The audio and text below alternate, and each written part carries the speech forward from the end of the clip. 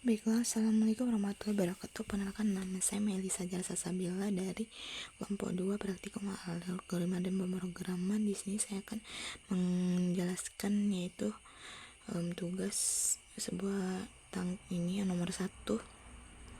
Nah, ini dia. Di sini diminta untuk membuat program C++ untuk menghitung air di dalam tangki selama 3 hari serta total air digunakan selama 3 hari. Oke, lanjut aja, ini langsung ke C++. Ingo Airstream digunakan itu sebagai header atau kita untuk menggunakan fungsi kayak cout, shin gitu yang terdapat di dalam fungsinya.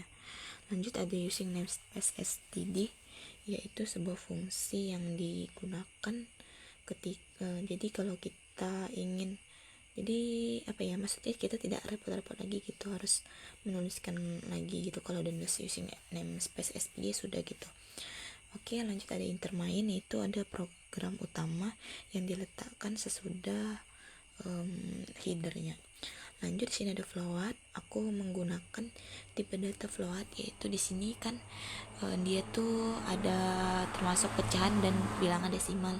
Jadi tipe datanya float, itu diinputkan saja sisa air guna 1, guna 2, guna 3 dan totalnya. Nah, lanjut di sini kita pakai cout. Cout ini yaitu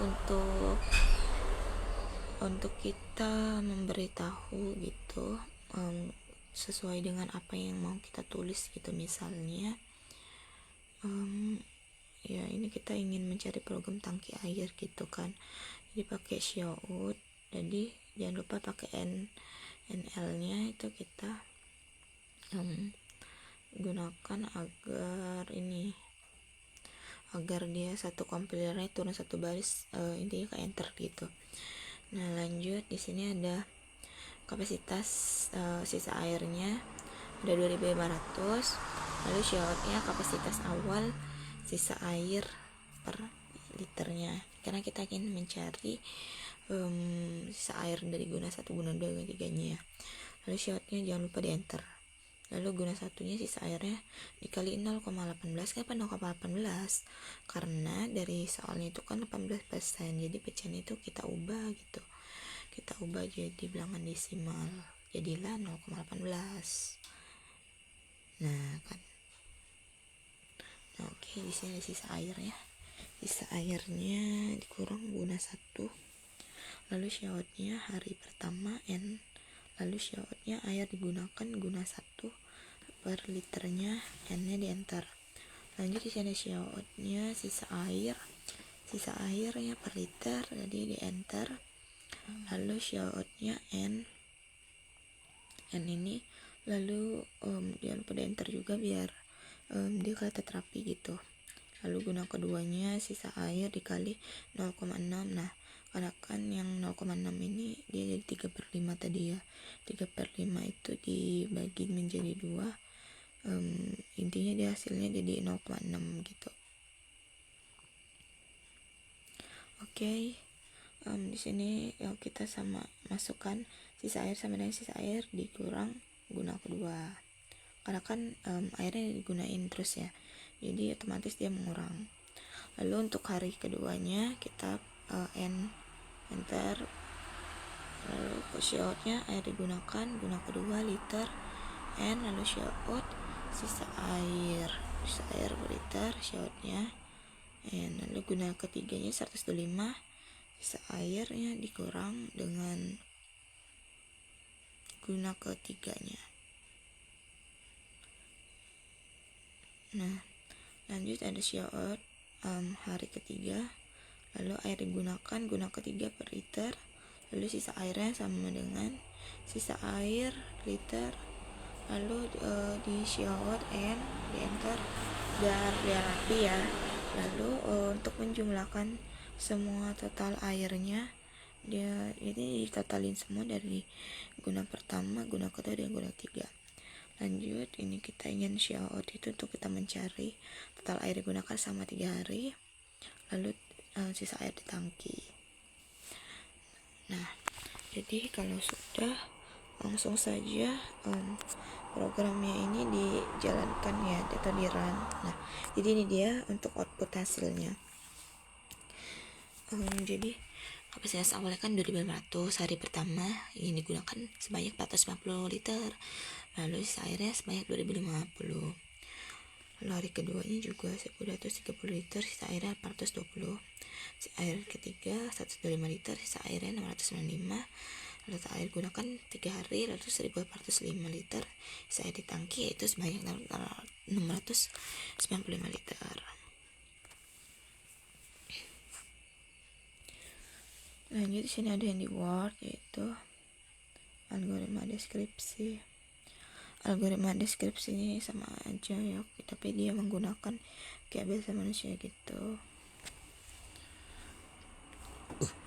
Jadi dimulai dari begin, yaitu mulai masukkan variabelnya, sisa airnya, guna 1, guna 2, lalu proses. Nah, proses hari pertama guna 1, sisa airnya kali 0,18 air. Nah, kenapa menggunakan tanda panah? Karena tanda panah itu gunanya untuk menyimpan suatu datanya gitu. Ini kan sisa airnya ada 2500, jadi biar disimpan datanya menggunakan tanda panah. Oke. Lanjut proses hari kedua itu menggunakan ini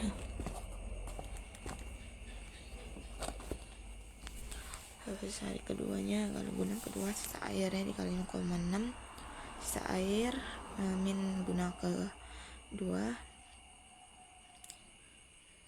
sama aja cara kayak tadi. Lalu ada yang proses hari ketiga. Guna ketiga ini digunakan guna ketiganya 105 kali sisa airnya, sisa air min guna ketiganya. Kalau ada proses total itu untuk total kan berarti dijumlahin semuanya, jadi total guna 1, guna 2, guna 3, tambahin semua. Lalu cetak itu gunanya seperti kita untuk menampilkan outputnya kan, dari guna 1, guna 2, guna 3 sampai guna 3, dan totalnya juga. Lalu kalau udah, nah, sudah selesai. Ada sudokunya mirip kayak yang tadi. Ada begin, lalu masukkan variabelnya, sisa air guna 1, guna 2, guna 3, total, lalu tipe datanya float, yaitu bentuk desimal gitu ya, pecahan atau desimal. Nah, lalu di sisa airnya 2500, guna satunya, sisa airnya kali 0,18, sisa airnya, sisa air min guna 1 berarti jadi sisa airnya dikali 0,6. Nah, 0,18 ini jadi persen tadi ya, kita ubah ya jadi desimal. Lalu yang untuk 0,6 ini juga dari 3/5 itu dibagi jadi 2, jadi hasilnya 0,6. Lalu sisa air min guna 2.